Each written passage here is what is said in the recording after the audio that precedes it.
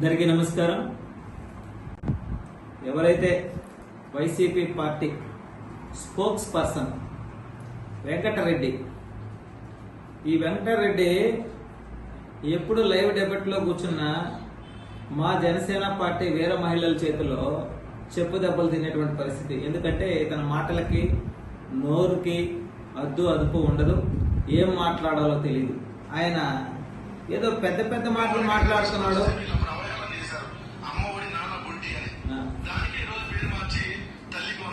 పేర్లు మార్చింది ఎవరు? పేర్లు మార్చేటువంటి సాంప్రదాయం వైసీపీ పార్టీ నుంచి వచ్చింది. రంగులు మార్చేటువంటి సాంప్రదాయం వైసీపీ పార్టీ నుంచి వచ్చింది. గత 5 సంవత్సరాలు ప్రభుత్వ కార్యాలయాలకి, పంచాయతీ ఆఫీసులకి, పేదలకిచ్చే ఇళ్లకి రంగులు మార్చింది ఎవరయ్యా? వెంకటరెడ్డి. వైసీపీ పార్టీ కదా, జగన్మోహన్ రెడ్డి కాదా?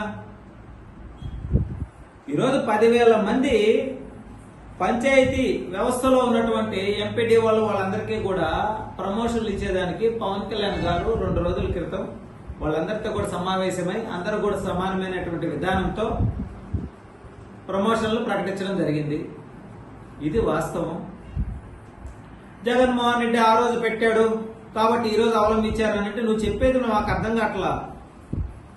మీలాగా కూల్చే పార్టీ కాదు కూటమి ప్రభుత్వం, మీలాగా ముంచే పార్టీ కాదు కూటమి ప్రభుత్వం, మీలాగా దోచుకునే వాళ్ళు కాదు కూటమిలో ఉన్నటువంటి నాయకులు, కార్యకర్తలు, మంత్రులు, ఎమ్మెల్యేలు. ప్రజాస్వామ్యాన్ని పరిరక్షిస్తూ పరిపాలన కొనసాగిస్తూ ఉన్నారు. వెంకటరెడ్డి కనీసం అది కూడా తెలియకుండా మాట్లాడుతున్నావు. నువ్వేం స్పోక్స్ పర్సన్ అయ్యా? మాకు అర్థం కావట్లేదా? స్పోక్స్ పర్సన్ అంటే మాట్లాడేటప్పుడు అన్ని విషయాలు తెలుసుకోవాలా. గత 5 సంవత్సరాలు దోపిడీ జరిగింది ఎక్కడ? కోట్ల రూపాయలు మీ కన్సర్న్లోనే కదా. మద్యం, కల్తీ మద్యం జరిగింది ఎప్పుడు? జగన్మోహన్ రెడ్డి హయాంలోనే కదా 5 సంవత్సరాలు.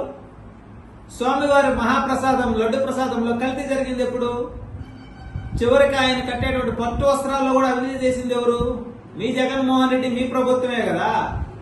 గ్రావెల్ దోచుకుంది ఎవరు? గనులు దోచుకుంది ఎవరు? భూములు ఆక్రమించింది ఎవరు? అమాయకులైన యువతని సచివాలయంలో వాలంటీర్లుగా పెట్టుకుని వాళ్ళ జీవితాలలో 2 లక్షల చిల్లర మంది జీవితాలను సర్వనాశనం చేసింది ఎవరు?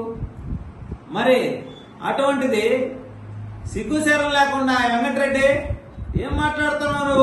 పవన్ కళ్యాణ్ గారి గురించి మాట్లాడే స్థాయి ఇదే.